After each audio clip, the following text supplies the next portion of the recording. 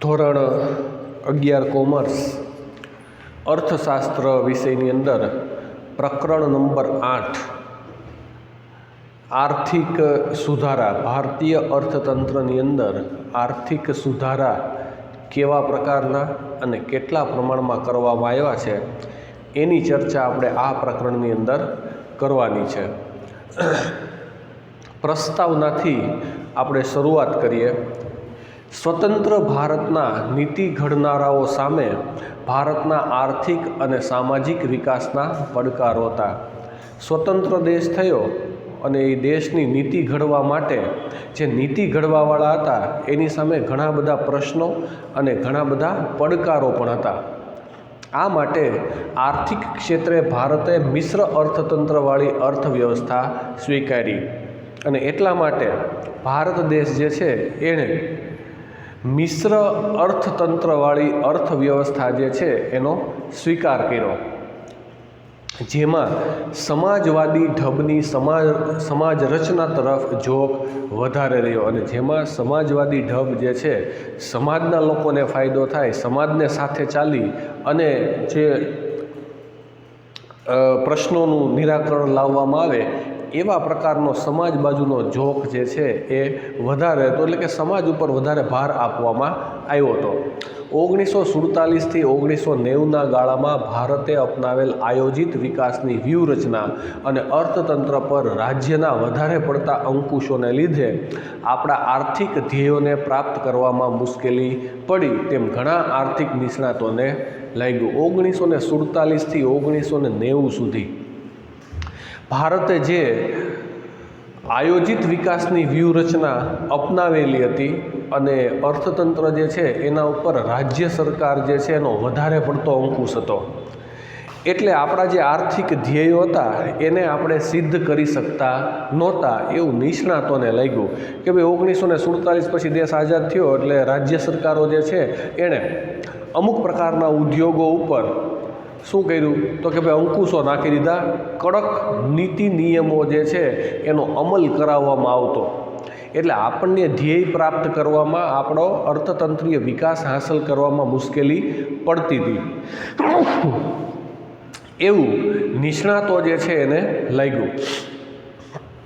ભારતના વેપારની તુલનામાં ઊંચી ખાધ રહી, એટલે કે આયાતની સરખામણીમાં નિકાસો નીચી રહેતા વિદેશી હુંડિયામણની કમાણીમાં ખાધ વર્તાય અને ભારતે વિદેશી સંસ્થાઓ પાસે મદદ લેવી પડતી હતી. બરાબર, ઊંચી ખાધ રહી, આપણી જે અર્થતંત્ર જે છે એમાં વેપારની ઊંચી ખાધ રહી એટલે કે ઘટ પડતી હતી, એટલે આપણે નિકાસની સરખામણીમાં આયાત વધુ કરવી પડતી હતી, એટલે બહારના દેશો જે છે એને ચૂકવણું વધારે કરવું પડતું હતું અને આપણી વિદેશી હુંડિયામણની કમાણી જે છે એમાં પણ ખાધ વર્તાતી હતી. આપણે બહારથી પૈસા કમાઈ શકતા નહોતા કારણ કે આયાત જ આપણી વધારે હતી. દુનિયાના વિકસિત દેશો તથા આંતરરાષ્ટ્રીય નાણાં સંસ્થાઓએ પણ ભારતને નાણાકીય સહાય આપવા માટે પૂર્વ શરત મૂકી કે ભારત પોતાની આર્થિક નીતિઓમાં પરિવર્તન કરે અને અર્થતંત્રને રાજ્યના અંકુશોમાંથી મુક્ત કરે. બહારની જે આંતરરાષ્ટ્રીય નાણાં સંસ્થાઓ હતી, વિદેશી કંપનીઓ જે હતી, એણે ભારતને નાણાકીય સહાય આપવા માટે શરત મૂકી કે ભાઈ પહેલાં તમે રાજ્યએ જે વેપાર ઉપરના અંકુશો મૂકેલા છે એને તમે હટાવો, એને તમે દૂર કરો અને તમારી આર્થિક નીતિ જે છે, આપણા દેશની આર્થિક નીતિ જે છે એની અંદર પરિવર્તન લાવો. માટે ભારતે આર્થિક નીતિઓમાં પરિવર્તન કર્યું તથા તે માટે જરૂરી સંસ્થાગત અને કાયદાકીય ફેરફારો કર્યા. એટલા માટે ભારત દેશે પોતાના અર્થતંત્રની અંદર માળખાગત ફેરફારો કર્યા અને અર્થતંત્રની અંદર પણ પરિવર્તન કર્યું. 1991થી આર્થિક નીતિના પરિવર્તન માટેના હેતુઓ પછી ભારત દેશે 1991થી અર્થતંત્રની નીતિઓ જે છે, નીતિ નિયમો જે છે એની અંદર ફેરફાર કર્યા. કેવા પ્રકારના ફેરફાર કર્યા એ અહીંયા આપેલા છે અને એના હેતુઓ ક્યાં હતા ને એ છે. રાજ્યના અંકુશોવાળી અર્થવ્યવસ્થાને બજાર આધારિત મુક્ત અર્થવ્યવસ્થા તરફ લઈ જવા તથા મિશ્ર અર્થવ્યવસ્થામાં જાહેર ક્ષેત્રનો વ્યાપ ઘટાડીને ખાનગી ક્ષેત્રનો વ્યાપ વધારવા ભારતમાં ઈસવીસન 1991માં આર્થિક કાયદાઓ બદલાવવામાં આવ્યા. આપણી જે રાજ્યની અંકુશોવાળી જે અર્થવ્યવસ્થા હતી એ બજાર આધારિત હતી, તેને બજાર મુક્ત અર્થવ્યવસ્થા તરફ લઈ જવા માટે ભારત સરકારે પગલાં લીધા. જાહેર મોટા ઉદ્યોગોના સ્થાને નાના પાયાના અને ગૌણ ઉદ્યોગો જે છે એના ઉપર વધુ ભાર આપવામાં આવ્યો. જાહેર ક્ષેત્રનો વ્યાપ ઘટાડી અને ખાનગી ક્ષેત્રનો વ્યાપ વધે એવા પ્રકારના સુધારા વધારા જે છે એ વર્ષ 1991ની જે આર્થિક નીતિ છે એની અંદર ઘડવામાં આવ્યા. જે પ્રક્રિયાઓને આર્થિક સુધારાઓ તરીકે ઓળખવામાં આવે છે, આ સુધારા જે છે એને આર્થિક સુધારા તરીકે ઓળખવામાં આવે છે, જેના હેતુઓ નીચે મુજબ રાખવામાં આવ્યા છે. હવે એના જે હેતુઓ છે, આર્થિક સુધારાઓ માટેના જે હેતુઓ છે એ કયા કયા છે એ આપણે જોઈએ કે ભાઈ 1991થી આર્થિક નીતિના પરિવર્તન માટેના હેતુઓ, કયા હેતુને ધ્યાનમાં રાખી અને આર્થિક હેતુઓ જે છે એ 1991ની અંદર બદલાવવામાં આવ્યા. એમાં પહેલું, ભારતની વિપુલ કુદરતી સંપત્તિ તથા માનવ સંપત્તિનો આર્થિક વિકાસમાં ઉપયોગ થાય તે માટે ખાનગી અને વિદેશી મૂડીરોકાણને વધારે પ્રોત્સાહન આપવું. ભારત પાસે વિપુલ પ્રમાણમાં કુદરતી સંપત્તિ હતી, કુદરતી સાધન સંપત્તિ જે છે, અને આપણી પાસે વસ્તીને હિસાબે માનવ સંપત્તિ પણ પુષ્કળ પ્રમાણમાં હતી. તો કુદરતી સંપત્તિ અને માનવ સંપત્તિનો આર્થિક વિકાસમાં ઉપયોગ થાય એટલા માટે ખાનગી અને વિદેશી મૂડીરોકાણ જે છે એને પ્રોત્સાહન આપવામાં આવ્યું, જેથી કરી આપણી પાસે રહેલા સાધનો, કુદરતી સાધનોનો વધારેમાં વધારે આપણે ઉપયોગ કરી શકીએ. બીજું, દેશના સંશોધનોનો વધુ કાર્યક્ષમ ફાળવણી કરવી અને મહત્તમ ઉપયોગ કરવો. દેશ પાસે રહેલા જે સંશોધનો સ્ત્રોત છે એનો વધારેમાં વધારે ઉપયોગ કરવો, મહત્તમ ઉપયોગ કરી અને એને ટૂંકમાં કાર્યક્ષમ એની ફાળવણી કરી અને એનો વધારેમાં વધારે ઉપયોગ થાય અને દેશની આર્થિક આવકમાં વધારો થાય એટલે આ સુધારા કરવામાં આવ્યા. ત્રીજું, રાજ્યના ખર્ચમાં ઘટાડો કરવો અને જાહેર ક્ષેત્રોના ખાનગીકરણને લીધે પાછા મળેલા નાણાંને પ્રજા કલ્યાણની અન્ય સવલતોમાં ખર્ચવા. રાજ્યના જે ખર્ચ છે ને એની અંદર ઘટાડો કરવો અને જાહેર ક્ષેત્રોનું જે ખાનગીકરણ છે એને લીધે પ્રજાને જે પાછા મળેલા જે નાણાં છે પ્રજાના કલ્યાણમાં, લોક કલ્યાણની પાછળ વાપરવા અને સારામાં સારી સવલતો આપણી વસ્તી જે છે એને પૂરી પાડવી. દેશની આવક, રોજગારી તથા નિકાસ આવકમાં વધારો કરવો. દેશની આવક વધે, બરાબર, આર્થિક સુધારા કરવામાં આવે, નીતિ નિયમો હળવા કરવામાં આવે તો બહારની વિદેશી કંપનીઓ ભારત દેશની અંદર વેપાર કરવા માટે આવે. દેશની જે રાષ્ટ્રીય આવક છે એની અંદર વધારો થાય, માથાદીઠ આવકની અંદર વધારો થાય. એ ઉપરાંત આપણા લોકોને અહીંયા રોજગારી મળે. એ ઉપરાંત અહીંયા જે કાંઈ પણ ઉત્પાદન થાય એને આપણે બહારના દેશોમાં નિકાસ કરી શકીએ, તો આવી રીતે આપણા અર્થતંત્રનો પણ વિકાસ થાય. પછી દેશના આર્થિક ક્ષેત્રે સ્પર્ધાત્મકતા વધારવી, અન્ય દેશોની સાથે આપણે સ્પર્ધામાં ઉતરી શકીએ. આર્થિક સ્પર્ધાત્મક વાતાવરણ ઊભું થાય, સારામાં સારી ચીજ વસ્તુઓ જે છે એ ઉત્પાદન એનું ભારતની અંદર થાય, બહારની કંપનીઓ પણ અહીંયા આવે, આપણા દેશના લોકોને વિદેશી કંપનીઓની ચીજ વસ્તુઓ જે છે એનો પણ લાભ મળે. લાંબા ગાળે દેશનો આર્થિક વિકાસ અને વૃદ્ધિ દર સાતત્યપૂર્વક વધારો. લાંબા ગાળે દેશનો જે આર્થિક વિકાસ છે અને જે વૃદ્ધિ દર છે એ સાતત્યપૂર્વક વધારો, દેશનો આર્થિક વિકાસ છે એ ધીરે ધીરે આગળ લઈ જવો. આ હેતુઓ પાર પાડવા ભારતમાં 1991થી આર્થિક નીતિઓનું પરિવર્તન કરવામાં આવ્યું, જેના 3 મુખ્ય પાસાઓ છે. આ બધા જે હેતુઓ છે એને પાર પાડવા માટે વર્ષ 1991ની અંદર આર્થિક સુધારા વધારા કરવામાં આવ્યા. અને આ સુધારા વધારા જે છે એના મુખ્યત્વે 3 પાસા છે: ઉદારીકરણ, ખાનગીકરણ અને વૈશ્વિકીકરણ. LPG તરીકે એ ઓળખાય. એટલે લિબરલાઇઝેશન એટલે ઉદારીકરણ. પી એટલે પ્રાઇવેટાઇઝેશન એટલે ખાનગીકરણ, અને જી એટલે ગ્લોબલાઇઝેશન એટલે કે વૈશ્વિકીકરણ. ટૂંકમાં LPG તરીકે તમે એને યાદ રાખી શકો કે આર્થિક સુધારાઓ જે છે 1991ની અંદર ભારત સરકારે જે કર્યા એની અંદર 3 મુખ્ય પાસાનો સમાવેશ કરવામાં આવ્યો છે. એમાં પહેલું છે ઉદારીકરણ. બરાબર, ઉદારીકરણ રાજ્ય અંકુશિત અર્થવ્યવસ્થામાં ખાનગી સાહસ, વ્યક્તિગત નિર્ણયોનું સ્વાતંત્ર્ય, બજાર પરિબળો દ્વારા આર્થિક નિર્ણયોનો વ્યાપ વધે અને રાજ્યનો હસ્તક્ષેપ ઘટે તેને ઉદારીકરણ કહે છે. રાજ્ય અંકુશિત અર્થવ્યવસ્થા આપણી એટલે કે રાજ્યોનો વધારે પડતો જેને કહેવાય કે ભાર જળ નીતિ નિયમો જે છે એ અર્થવ્યવસ્થા ઉપર હતા.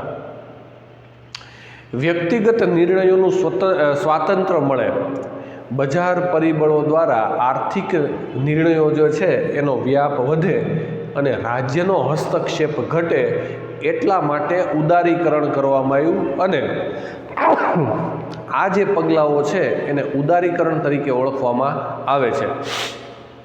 ભારતના મિશ્ર અર્થતંત્રમાં રાજ્યના અંકુશોવાળા આર્થિક નિર્ણયોમાં ખાનગી અને બજાર આધારિત ક્ષેત્રના સ્વીકારને ઉદારીકરણ કહે છે. ભારતનું જે મિશ્ર અર્થતંત્ર છે એમાં રાજ્યના અંકુશવાળા જે આર્થિક નિર્ણયો છે જે ખાનગી અને બજાર આધારિત ક્ષેત્રના સ્વીકાર કરવામાં જે આવ્યો છે એને ઉદારીકરણ તરીકે ઓળખવામાં આવે છે. ટૂંકમાં કહીએ તો ઉદારીકરણ એટલે બહારની કંપનીઓ માટે, વિદેશી કંપનીઓ માટે તેમજ આપણા ધંધા અને ઉદ્યોગ માટે નીતિ નિયમો હળવા બનાવવા. અર્થતંત્ર પરના રાજ્યના અંકુશો ઘટતા જાય છે. અર્થતંત્ર ઉપર રાજ્યના જે કાંઈ અંકુશો નીતિ નિયમો જે છે એની અંદર સતત ઘટાડો થતો જાય છે. આર્થિક નિર્ણયોની પ્રક્રિયામાં બજારના માંગ પુરવઠામાં પરિબળોની અસર વધતી જાય છે. આર્થિક નિર્ણયો જે છે એની જે પ્રક્રિયા છે એમાં બજારનો જે માંગ પુરવઠો છે એના પરિબળોની અસર જે છે એ શું થાય છે એ વધતી જાય છે. તબક્કાવાર જાહેર ક્ષેત્રોમાં ખાનગી ક્ષેત્રને પ્રવેશવા દેવાય છે. ધીમે ધીમે તબક્કા પ્રમાણે જે ખાનગી ક્ષેત્રો જે છે બરાબર એને અમુક ધંધા વેપાર જે છે એ આપી દેવામાં આવે છે, ખાનગીકરણ પણ કરવામાં આવે છે. બરાબર, એટલે કે જાહેર ક્ષેત્રની અંદર ખાનગી ક્ષેત્રનો ધીમે ધીમે વ્યાપ વધતો જાય છે. દેશના ઉદ્યોગોને આંતરરાષ્ટ્રીય સ્પર્ધા સામે અપાતું ખાસ નીતિગત રક્ષણ ક્રમશઃ ઘટતું જાય છે. આપણા દેશની અંદર જે આંતરરાષ્ટ્રીય સ્પર્ધા છે એને જે ખાસ નીતિગત રક્ષણ અપાતું એ રક્ષણ જે છે એ ઘટતું જાય છે. એટલે કે રાજ્ય દેશના ઉદ્યોગો અને વિદેશી ઉદ્યોગો બાબતે તટસ્થ બને છે. એટલે કે રાજ્ય અને દેશના જે ઉદ્યોગો છે એ વિદેશી ઉદ્યોગો બાબતે એકદમ તટસ્થ બને છે. ભારતની અંદર ઉદારીકરણની પ્રક્રિયા જે છે એ કેવા પ્રકારની છે અને કેટલે અંશે સફળ રહી છે એ આપણે જોઈએ. ભારતમાં આર્થિક ઉદારીકરણ તબક્કાવાર અમલમાં આવ્યું છે. ઉદારીકરણ જે છે એ તબક્કાવાર ક્રમશઃ ધીમે ધીમે એનો અમલ કરવામાં આવ્યો છે. રાજ્યે પ્રથમ દેશના ઉત્પાદકો મૂડીરોકાણકર્તાઓ માટે નિયમો હળવા કર્યા. પહેલાં તો રાજ્યે શું કર્યું કે આપણા દેશના જે ધંધા ઉદ્યોગ હતા અને મૂડીરોકાણકર્તાઓ જે હતા એના માટેના નીતિ નિયમો હળવા કર્યા. પછી વિદેશી મૂડીરોકાણકારો માટે પ્રવેશની છૂટ આપીને પછી ધીમે ધીમે બહારના જે વિદેશી મૂડીરોકાણકારો છે, સંસ્થાગત રોકાણકારો છે કે વ્યક્તિગત રોકાણકારો છે, FDI અને FII જેને કહેવાય, એને ધીમે ધીમે ભારતની અંદર રોકાણ કરવા માટેની છૂટ આપી. તેવી જ રીતે આર્થિક ક્ષેત્રો પણ વ્યૂહાત્મક રીતે નિયંત્રણ મુક્ત થાય દાખલા તરીકે પહેલાં વપરાશના ક્ષેત્રો મુક્ત થયા, પછી જાહેર સેવાના અને નાણાં બજારને મુક્ત કરાયું. ધીમે ધીમે વ્યૂહાત્મક રીતે રાજ્યો દ્વારા અલગ અલગ પ્રકારના જે ક્ષેત્રો છે એને નિયંત્રણ મુક્ત કરવામાં આવ્યા, જેમાં સૌપ્રથમ વપરાશના ક્ષેત્રો જે છે એને મુક્ત કરવામાં આવ્યા. પછી જાહેર સેવાના જે ક્ષેત્રો છે એને પણ રાજ્યો જે છે, રાજ્ય સરકાર જે છે એણે મુક્ત કર્યા. આર્થિક નીતિઓનું પરિવર્તન કે જેને ઘણા આર્થિક સુધારા કહે છે તેનો અમલ કરવા માટે આર્થિક કાયદાઓમાં પરિવર્તન કરવું પડે છે. આર્થિક નીતિઓનું પરિવર્તન કે જેને ઘણા આર્થિક સુધારા કહે છે એનો અમલ કરવા માટે આર્થિક કાયદાઓમાં પરિવર્તન કરવું પડે. આર્થિક નીતિઓનું પરિવર્તન છે કે જેને ઘણા આર્થિક સુધારાઓ કરવામાં આવે છે. એને અમલ કરવા માટે આર્થિક કાયદાઓ જે છે એની અંદર પરિવર્તન કરવું પડે. આર્થિક સુધારાઓને અમલમાં લાવવા માટે આર્થિક કાયદાઓમાં પરિવર્તન કરવું પડે. એટલે ભારતની સંસદે આ માટે તબક્કાવાર કાયદાઓમાં પરિવર્તનો કર્યા. એટલે ભારતીય સંસદ જે છે એણે તબક્કાવાર ક્રમશઃ ધીરે ધીરે આ બધા આર્થિક કાયદાઓ જે છે એની અંદર પરિવર્તન કર્યા, કે જે તમને અહીંયા દર્શાવવામાં આવેલા છે. પહેલો છે MRTP એક્ટ 1969, કોમ્પિટિશન એક્ટ 2002 બદલવામાં આવ્યો. MRTP એક્ટ જે છે મોનોપોલી રિસ્ટ્રિક્ટેડ ટ્રેડ પ્રેક્ટિસીસ આનું ફૂલ ફોર્મ થાય, બરાબર, MCQમાં પૂછાય. MRTP એક્ટ, MRTPનો કાયદો એટલે મોનોપોલી જે છે એટલે કે ઇજારાશાહી જે છે એને નાબૂદ કરવામાં આવી અથવા તો એના ઉપર નિયંત્રણ રાખવામાં આવ્યું, એ કાયદો 1969. કોમ્પિટિશન એક્ટ હરીફાઈ માટેનો જે કાયદો હતો એની અંદર પણ સુધારા વધારા 2002ની અંદર કરવામાં આવ્યા. ત્યાર પછી ફેરામાંથી રેગ્યુલેશન શબ્દ હટાવીને મેનેજમેન્ટ શબ્દ મુકાયો. એટલે હવે તે નિયમન કરવાને બદલે સંચાલન કરશે. એટલે ફેરાનું સ્થાન જે છે એ કોણે લઈ લીધું? ફેમાં. Foreign exchange management act, foreign exchange management act એ એનું ફૂલ ફોર્મ છે ફેમાનું. પહેલાં શું હતું? ફોરેન એક્સચેન્જ રેગ્યુલેટરી એક્ટ, તેમાંથી રેગ્યુલેશન જે છે એ કાઢી અને એના સ્થાને શું મૂકી દીધું? મેનેજમેન્ટ. એટલે હવે નિયમન નહીં કરે, નિયમન નહીં પણ સંચાલન કરશે. આવો બદલાવ લાવવામાં આવ્યો. ઔદ્યોગિક નીતિમાં મોટા પાયે પરિવર્તન કરવામાં આવ્યું, જ્યાં જાહેર ક્ષેત્ર માટે આરક્ષિત ક્ષેત્રો છે એ ઘટાડીને 3 કરી દેવાયા. ઉદ્યોગીકરણ જે છે એની અંદર પણ ઘણું બધું પરિવર્તન લાવવામાં આવ્યું. જે આરક્ષિત ક્ષેત્રો હતા, અનામત ક્ષેત્રો જે રાખવામાં આવતા હતા એમાં પણ ઘટાડો કરવામાં આવ્યો. માત્ર 3 ક્ષેત્રો છે એ સરકારે પોતાના હસ્તગત રાખ્યા અને બાકીના જે છે એ ખાનગી ક્ષેત્રોને સોંપી દેવામાં આવ્યા. નાના પાયાના ઉદ્યોગો માટે મૂડીરોકાણ મર્યાદામાં વધારો કરાયો કે જેથી તેઓ નવીનીકરણ પાછળ ખર્ચ કરી શકે. નાના પાયાના જે ઉદ્યોગો છે એનું જે મૂડીરોકાણ છે એની અંદર વધારો કરવાની છૂટ આપવામાં આવી, જેથી કરી અને નાના પાયાના ઉદ્યોગો જે છે એ પોતાના ધંધાનું નવીનીકરણ કરી શકે અને એની પાછળ ખર્ચ પણ કરી શકે. વિદેશી મૂડીરોકાણની પ્રક્રિયા સરળ બની અને ઘણા બધા આર્થિક ક્ષેત્રોમાં વિદેશી મૂડીરોકાણ માટે આપમેળે પરવાનાની જોગવાઈ કરવામાં આવી. વિદેશી મૂડીરોકાણની પ્રક્રિયા જે છે એ સરળ બની ગઈ અને ઘણા બધા આર્થિક ક્ષેત્રો જે છે એમાં વિદેશી મૂડીરોકાણ માટે આપમેળે પરવાનાની જોગવાઈ કરવામાં આવી. આપમેળે પરવાનો એટલે કે વિદેશી સંચાલકો, વિદેશી જે કંપનીઓ છે એ ભારત દેશની અંદર પોતાની જાતે પરવાનો મેળવી શકે એવા પ્રકારની છૂટ આપવામાં આવી. એવા પ્રકારની ઉદારીકરણની નીતિ જે છે એ અપનાવવામાં આવી. રાજકોષીય નીતિ, વ્યાપાર નીતિ અને આયાત નિકાસ નીતિ દ્વારા રાજ્ય બજાર પરિબળોને આર્થિક નિર્ણયની પ્રક્રિયામાં વધારે મહત્ત્વ આપ્યું. રાજકોષીય નીતિ છે, આપણી વ્યાપાર નીતિ છે અને આયાત નિકાસની જે નીતિ છે એના દ્વારા રાજ્ય જે છે એણે બજાર પરિબળોને આર્થિક નિર્ણયની પ્રક્રિયામાં વધારે પડતું મહત્ત્વ આપ્યું.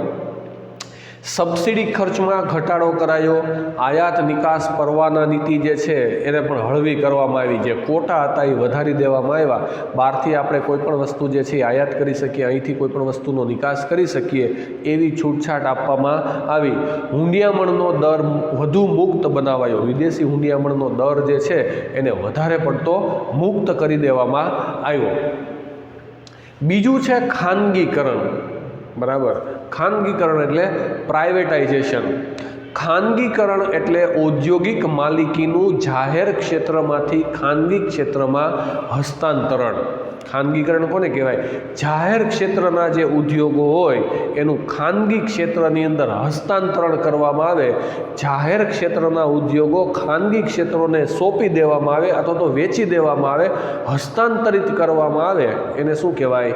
ખાનગીકરણ. રાજ્ય દેશમાં જાહેર ક્ષેત્રના ઉદ્યોગોનું માલિકી અને સંચાલન ધરાવે છે. રાજ્ય જે છે, કોઈ પણ રાજ્ય આપણા દેશના, એ પોતાના રાજ્યમાં જે ધંધા અને ઉદ્યોગો જે છે એનું માલિકી અને સંચાલન કરે છે. આ માલિકી અને સંચાલન પૂર્ણ રૂપે અથવા તો આંશિક રૂપે ખાનગી ક્ષેત્રને સોંપવાની પ્રક્રિયા એટલે ખાનગીકરણની પ્રક્રિયા. જે રાજ્ય સરકારના હાથમાં માલિકી અને સંચાલન છે, એ સંચાલન અને માલિકી જે છે એને પૂર્ણ રૂપે, પૂરેપૂરું અથવા તો આંશિક રીતે થોડા પ્રમાણમાં ખાનગી ક્ષેત્રને સોંપવાની જે પ્રક્રિયા છે એને ખાનગીકરણ તરીકે ઓળખવામાં આવે છે. દાખલા તરીકે પહેલાં ગુજરાત ઇલેક્ટ્રિસિટી બોર્ડ GEB હતું, એ જાહેર ક્ષેત્ર રાજ્ય સરકાર હસ્તક હતું. હવે એનું ખાનગીકરણ આંશિક રૂપે એને ખાનગી ક્ષેત્રને સોંપી દેવામાં આવ્યું, એટલે કંપની બની ગઈ. PGVCL એટલે કે પશ્ચિમ ગુજરાત વીજ કંપની લિમિટેડ, DGVCL દક્ષિણ ગુજરાત વીજ કંપની લિમિટેડ, આવી રીતે ખાનગીકરણ કરવામાં આવ્યું. ભારતમાં ખાનગીકરણની પ્રક્રિયા કઈ રીતે થઈ? તો ખાનગીકરણની પ્રક્રિયા જે છે એ નીચે મુજબ થઈ શકે. વિમૂડીકરણ દ્વારા અને જાહેર ક્ષેત્ર માટે અનામત ઉદ્યોગોની સંખ્યા ઓછી કરી ખાનગી ક્ષેત્રનો વ્યાપ વધારીને, બરાબર, વિમૂડીકરણ દ્વારા અથવા તો જાહેર ક્ષેત્ર જે છે એના માટે અનામત ઉદ્યોગોની સંખ્યા જે છે એ ઓછી કરી અને ખાનગી ક્ષેત્રનો વ્યાપ વધારી શકાય. જાહેર ખાનગી સંયુક્ત માલિકીના ઉદ્યોગો સ્થાપીને, જાહેર અને ખાનગી માલિકીના પાર્ટનરશિપ દ્વારા, જાહેર ક્ષેત્રની અને ખાનગી ક્ષેત્રની ભાગીદારી દ્વારા આપણે સંયુક્ત માલિકીના ઉદ્યોગો જે છે એની સ્થાપના કરી શકીએ. ભારતમાં વિમૂડીકરણનો અર્થ અને પ્રક્રિયા. વિમૂડીકરણ કોને કહેવાય એનો અર્થ તમને અહીંયા આપવામાં આવેલો છે કે ભાઈ ખાનગીકરણ 3 રીતે થાય ને, એમાંથી વિમૂડીકરણ પહેલું. વિમૂડીકરણ એટલે જાહેર ક્ષેત્રના ઉદ્યોગોમાંથી રાજ્ય સરકાર પોતાનો ફાળો ઓછો કરીને કે પાછો ખેંચીને ખાનગી ક્ષેત્રને વેચે છે. આમ રાજ્ય જાહેર ક્ષેત્રના ઉદ્યોગોમાંથી પોતાની મૂડી પાછી ખેંચે છે, જેને વિમૂડીકરણ કહે છે. રાજ્ય સરકાર હસ્તકના જે ધંધા અને ઉદ્યોગો હોય એ ખાનગી ક્ષેત્રને વેચી દેવામાં આવે, અથવા તો બીજી રીતે એમ પણ કહી શકાય કે રાજ્ય સરકાર છે એ જે મૂડીરોકાણ કરેલું છે ઉદ્યોગોની અંદર એ પાછું ખેંચી લે અને ખાનગી ક્ષેત્રને સોંપી દે, તો આને વિમૂડીકરણની પ્રક્રિયા તરીકે ઓળખવામાં આવે છે. ભારતમાં વિમૂડીકરણની પ્રક્રિયા સમજવા માટે 2 બાબતો સમજવી જરૂરી છે. પ્રથમ તો સરકાર જાહેર ક્ષેત્રના ઉદ્યોગોના શેર ખાનગી ક્ષેત્રને વેચીને માલિકીનું હસ્તાંતરણ કરે છે, તે ખાનગીકરણ છે. આવું ખાનગીકરણ 2 રીતે થાય. પહેલાં તો રાજ્ય સરકાર જે છે જાહેર ક્ષેત્રના જે ઉદ્યોગો હોય એના શેર હોય, ઇક્વિટી શેર હોય, એ ખાનગી ક્ષેત્રને સોંપી દે, એટલે એનું ખાનગીકરણ થયું કહેવાય ને. આવું ખાનગીકરણ પાછું 2 રીતે થાય. એક, જાહેર ક્ષેત્રના તમામ શેર ખાનગી ક્ષેત્રને વેચી દેવા, એટલે કે માલિકીનું સંપૂર્ણ હસ્તાંતરણ. જાહેર ક્ષેત્રના જે શેર હોય, GEBના જે શેર હોય, એ પૂરેપૂરા તમામ શેર જે છે ખાનગી ક્ષેત્ર PGVCLને સોંપી દેવા, એટલે આને પૂરેપૂરું સંપૂર્ણ હસ્તાંતરણ કહેવાય. બીજું, જાહેર ક્ષેત્રના કેટલાક શેર ખાનગી ક્ષેત્રને વેચવા, અમુક આંશિક રીતે, બધા શેર નહીં વેચી દેવાના, થોડાક શેર છે એ ખાનગી ક્ષેત્રને વેચવાના. દાખલા તરીકે 29% કે 49% ખાનગી ક્ષેત્રને આપવા કે અંશતઃ ખાનગીકરણ કહેવાય. દાખલા તરીકે 19% કે 49% સુધીના શેર જે છે એ તમે ખાનગી ક્ષેત્રને સોંપી દો એટલે એને આંશિક ખાનગીકરણ તરીકે ઓળખવામાં આવે છે. જો 51%થી ઓછા શેર વેચાય તો નાના પાયાનું વિમૂડીકરણ કહેવાય, અને 51%થી વધારે શેર વેચાય તો મોટા પાયાનું વિમૂડીકરણ કહેવાય. જો શેર છે એ 51%થી ઓછા શેર વેચાય તો એને વિમૂડીકરણ કહેવાય, અને 51%થી વધારે શેર જો વેચી દેવામાં આવે તો એને મોટા પાયા પરનું વિમૂડીકરણ કહેવામાં આવે છે. હવે પછીનો જે વિમૂડીકરણનો ભાગ છે એ આપણે હવે પછીના લેક્ચરની અંદર સમજીશું. આભાર.